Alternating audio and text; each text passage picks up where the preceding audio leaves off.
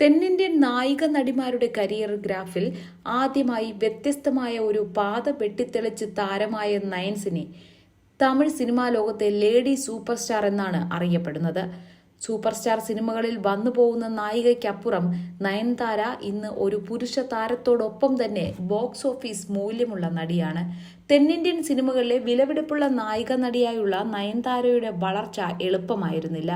നടി ഇതിനകം കരിയറിൽ നേടിയെടുത്ത ഖ്യാതികളിൽ പലതും മറ്റ് പല നായികമാർക്കും അപ്രാപ്യമായി തുടരുന്നതിന് കാരണവും അതാണ്. തെന്നിന്ത്യയിൽ ഏറ്റവും കൂടുതൽ പ്രതിഫലം കൈപ്പറ്റുന്ന നായികയാണ് നയൻതാര. 5 കോടിക്കും 10 കോടിക്കും ഇടയിലാണ് നയൻതാരയുടെ പ്രതിഫലം. 2 പതിറ്റാണ്ട് പിന്നിട്ട കരിയറിൽ നടി പൂർണ്ണമായും തമിഴ്, തെലുങ്ക്, മലയാളം സിനിമകളിലാണ് ശ്രദ്ധ കേന്ദ്രീകരിച്ചത്.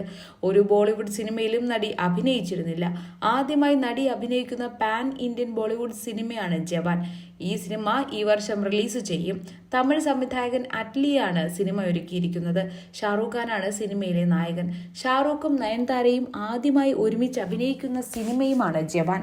ഇപ്പോഴിതാ നയൻതാരയെക്കുറിച്ച് ഒരു ആരാധകൻ ചോദിച്ച ചോദ്യത്തിന് മറുപടി നൽകിയിരിക്കുകയാണ് ഷാറൂഖ് ഖാൻ. നയൻതാരയ്ക്കൊപ്പം അഭിനയിച്ചത് എങ്ങനെയുണ്ടായിരുന്നു എന്നായിരുന്നു ആരാധകന്റെ ചോദ്യം. അവൾ വളരെ സ്വീറ്റാണ്, എല്ലാ ഭാഷകളും സംസാരിക്കും, നല്ല അനുഭവമായിരുന്നു, സിനിമയിൽ അവരെ നിങ്ങൾക്ക് ഇഷ്ടപ്പെടുമെന്ന് കരുതുന്നു എന്നായിരുന്നു ഷാറൂഖ് ഖാൻ ആരാധകന് നൽകിയ മറുപടി. നേരത്തെ ഷാറൂഖിന്റെ ചെന്നൈ എക്സ്പ്രസ് എന്ന സിനിമയിൽ ഡാൻസ് നമ്പർ ചെയ്യാൻ നയൻതാരയെ ക്ഷണിച്ചിരുന്നു. എന്നാൽ നടി ഈ ഓഫർ നിരസിക്കുകയാണ് ഉണ്ടായത്.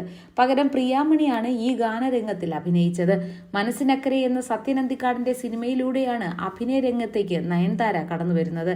പിന്നീട് ഒരു പിടി മലയാള സിനിമകളിൽ അഭിനയിച്ചെങ്കിലും വലിയ സ്വീകാര്യത നയൻസിന് മലയാളത്തിൽ നിന്നും ലഭിച്ചിരുന്നില്ല.